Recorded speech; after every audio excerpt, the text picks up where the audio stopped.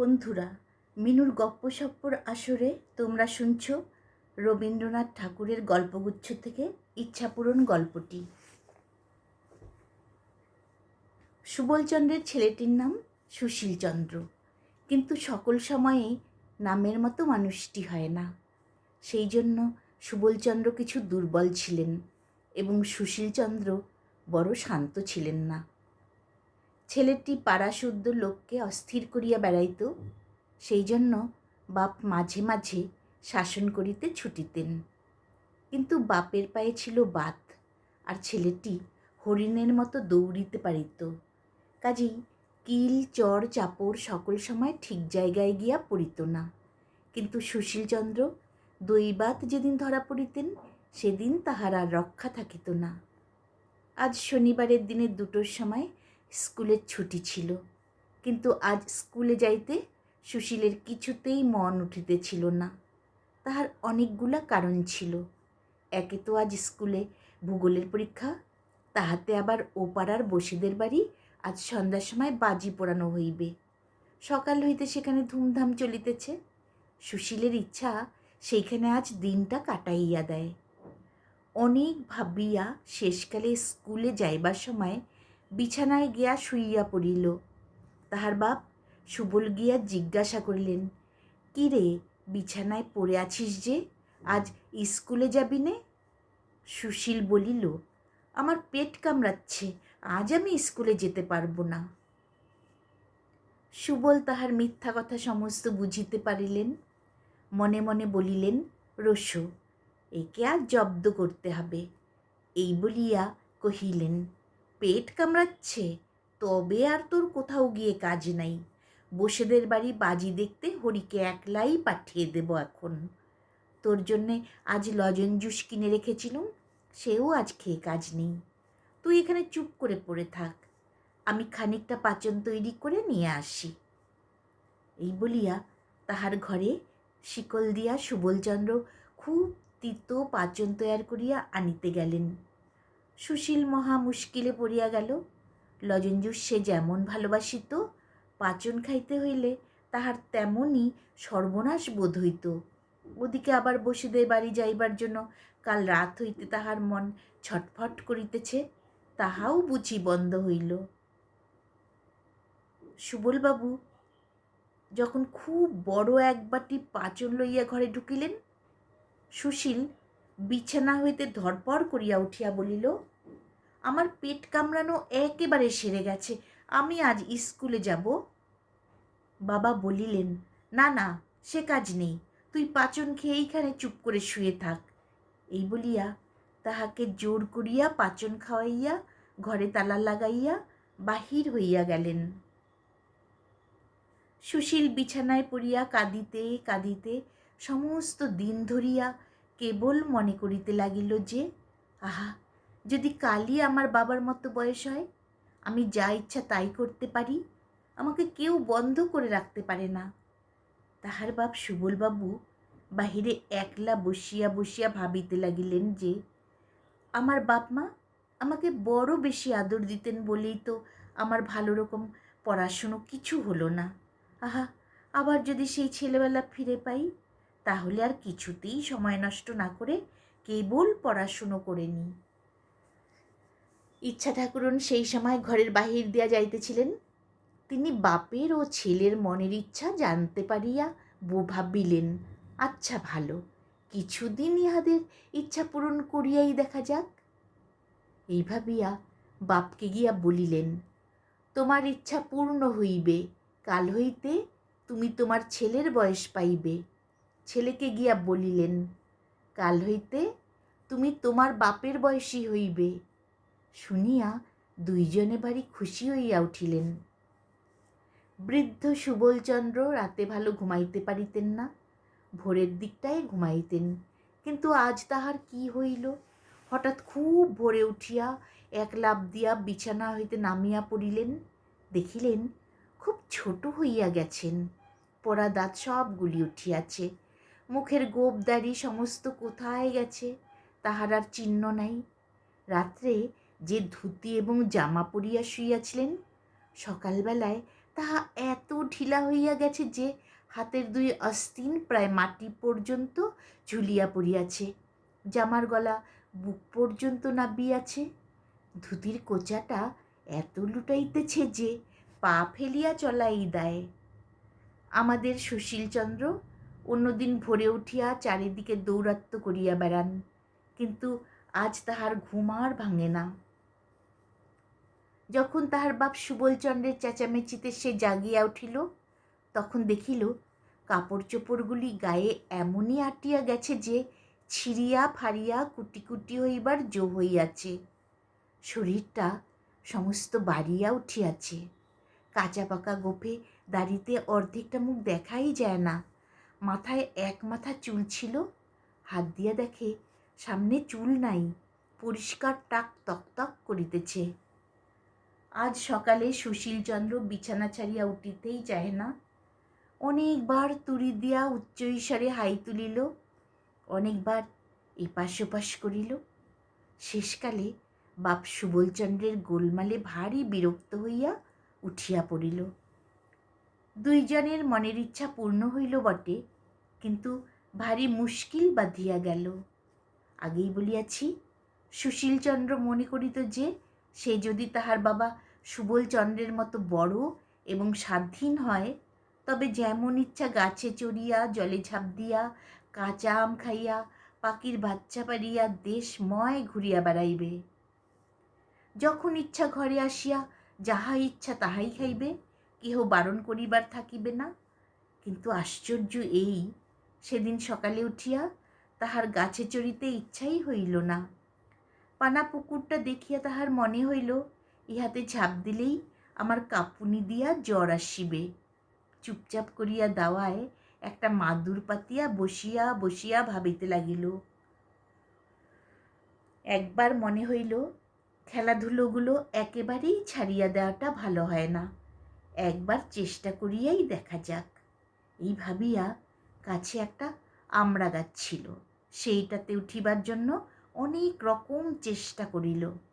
কাল যে গাছটাতে কাঠবিড়ালির মতো তরতর করিয়া চড়িতে পারিত, আজ বুড়া শরীর লইয়া সে গাছে কিছুতেই উঠিতে পারিল না। নিচেকার একটা কচি ডাল ধরিবা মাত্র সেটা তাহার শরীরের ভারে ভাঙিয়া গেল এবং বুড়া সুশীল ধপ করিয়া মাটিতে পড়িয়া গেল। কাছে রাস্তা দিয়া লোক চলিতেছিল, তাহারা বুড়াকে ছেলে মানুষের মতো গাছে চড়িতে ও পড়িতে দেখিয়া হাসিয়া অস্থির হইয়া গেল। সুশীলচন্দ্র লজ্জায় মুখ নিচু করিয়া আবার সেই দাওয়ায় মাদুরে আসিয়া বসিল। চাকরকে বলিল, ওরে, বাজার থেকে 1 টাকার লজেন জুস কিনে আন। লজেন জুসের প্রতি সুশীলচন্দ্রের বড় লোভ ছিল। স্কুলের ধারে দোকানে সে রোজ নানা রঙের লজেন জুস সাজানো দেখিত।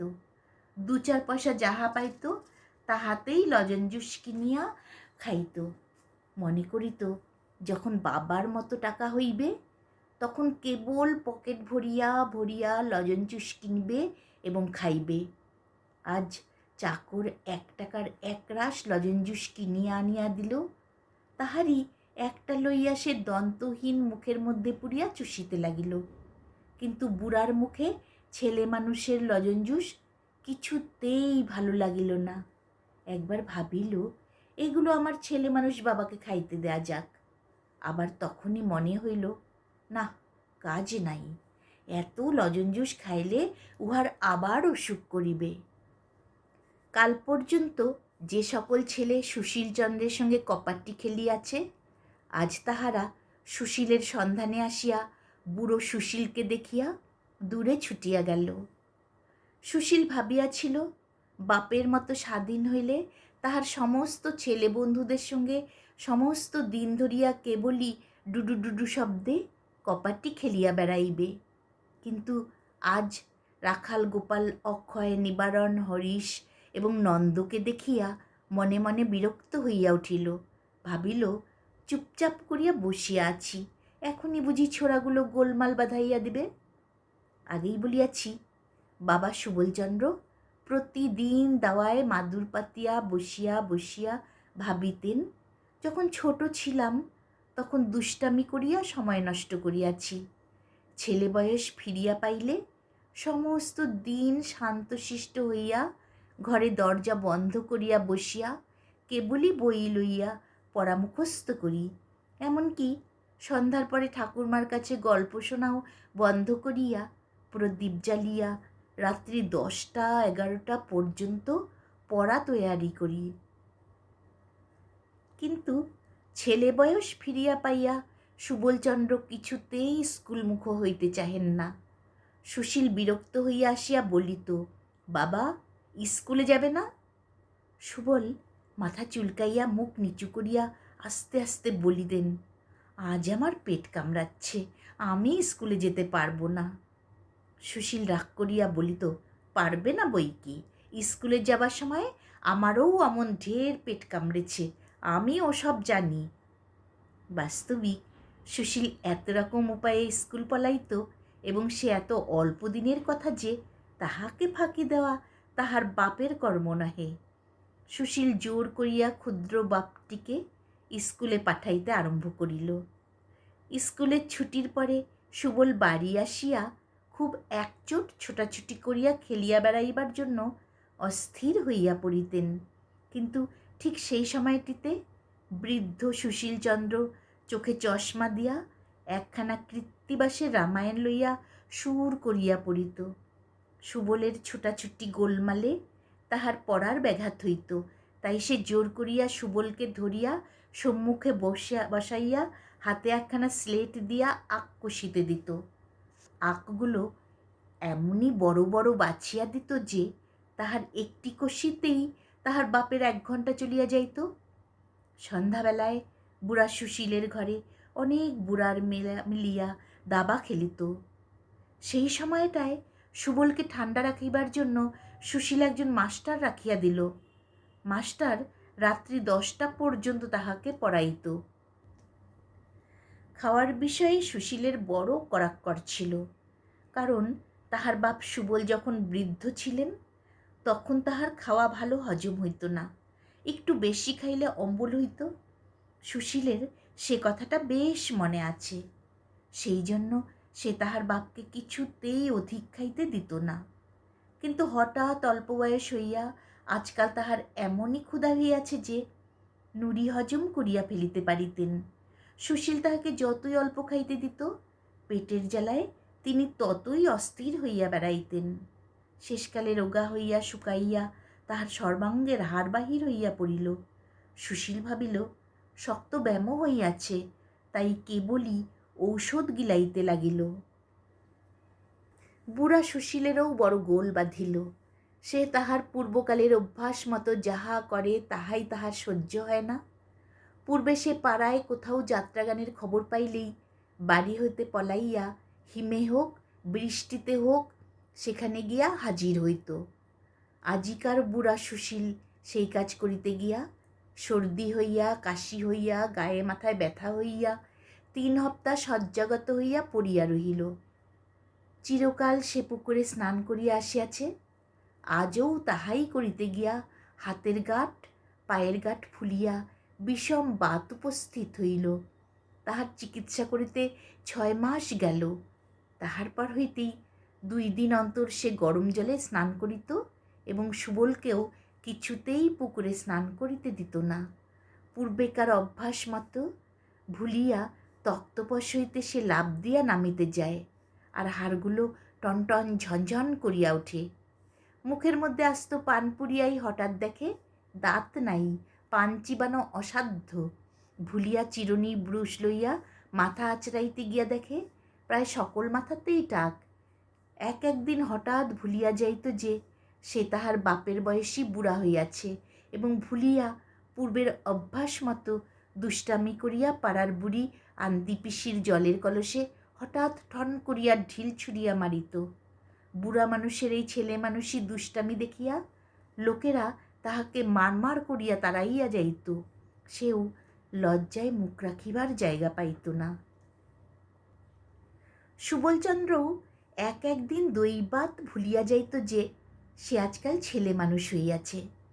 আপনাকে পূর্বের মতো বুড়া মনে করিয়া যেখানে বুড়া মানুষেরা তাসপাশা খেলিতেছে সেইখানে গিয়া সে বসিত এবং বুড়ার মতো কথা বলিত।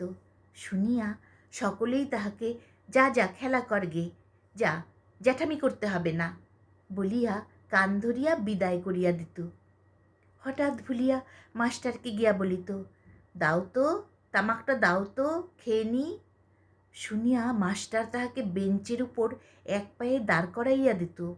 নাপিতকে গিয়া বলিত, ওরে বেজা, কদিন আমাকে কামাতে আসিসনি কেন? নাপিত ভাবিত ছেলেটি খুব ঠাট্টা করিতে শিখিয়াছে। সে উত্তর দিত, আর বছর 10 বাদে আসবো এখন। আবার একদিন তাহার পূর্বের অভ্যাস মতো তাহার ছেলে সুশীলকে গিয়া মারিত। সুশীল ভারী রাগ করিয়া বলিত, পড়াশুনো করে তোমার এই বুদ্ধি হচ্ছে, একরত্তি ছেলে হয়ে বুড়ো মানুষের গায়ে হাত তোলো। অমনি চারিদিক হইতে লোকজন ছুটিয়া আসিয়া কেহ কিল, কেহ চর, কেহ গালি দিতে আরম্ভ করে। তখন সুবল একান্ত মনে প্রার্থনা করিতে লাগিল যে, আহা, যদি আমি আমার ছেলে সুশীলের মতো বুড়ো হই এবং স্বাধীন হই, তাহা হইলে বাঁচিয়া যাই। সুশীলও প্রতিদিন জোড়হাত করিয়া বলে, হে দেবতা, বাপের মতো আমাকে ছোট করিয়া দাও, মনের সুখে খেলা করিয়া বেড়াই। বাবা যেরকম দুষ্টামি আরম্ভ করিয়াছেন, উহাকে আর আমি সামলাইতে পারি না। সর্বদা ভাবিয়া অস্থির হইলাম। তখন ইচ্ছা ঠাকুরন আসিয়া বলিলেন, কেমন, তোমাদের শখ মিটিয়াছে? তাহারা দুইজনেই গড় হইয়া প্রণাম করিয়া কহিলেন, দোহাই ঠাকুরন, মিটিয়াছে। এখন আমরা যে যাহা ছিলাম আমাদিগকে তাহাই করিয়া দাও। ইচ্ছা ঠাকুরন বলিলেন, আচ্ছা, কাল সকালে উঠিয়া তাহাই হইবে। পরদিন সকালে সুবল পূর্বের মতো বুড়া হইয়া এবং সুশীল ছেলে হইয়া জাগিয়া উঠিলেন। দুইজনেরই মনে হইল যে স্বপ্ন হইতে জাগিয়াছি। সুবল গলা ভার করিয়া বলিলেন, সুশীল ব্যাকরণ মুখস্থ করিবে না। সুশীল মাথা চুলকাইতে চুলকাইতে বলিল, বাবা, আমার বই হারিয়ে গেছে।